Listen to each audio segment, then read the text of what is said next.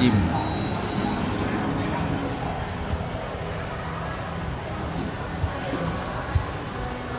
อะไรนี่ของใครบ้าง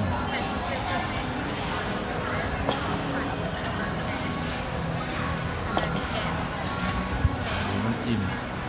กี้เอาน้ำจิ้มอะไรของกี้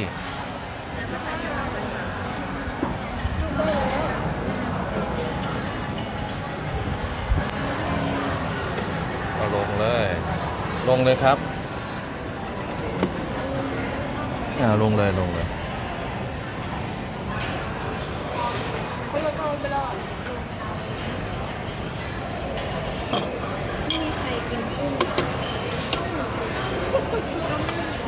นี่ไงกุ้งพอมาแล้ว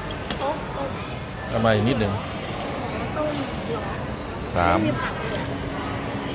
น้ำจิ้ม3ชนิดเลยรวมกัน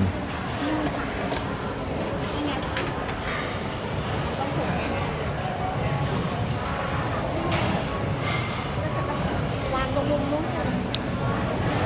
พอไปเลย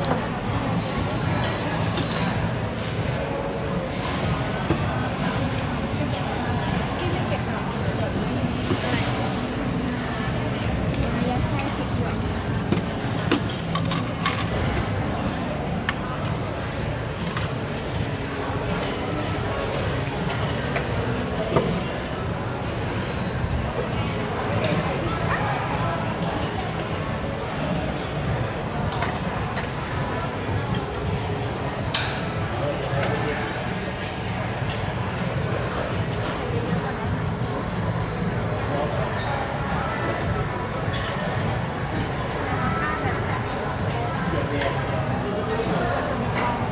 ไม่ออกเหรอ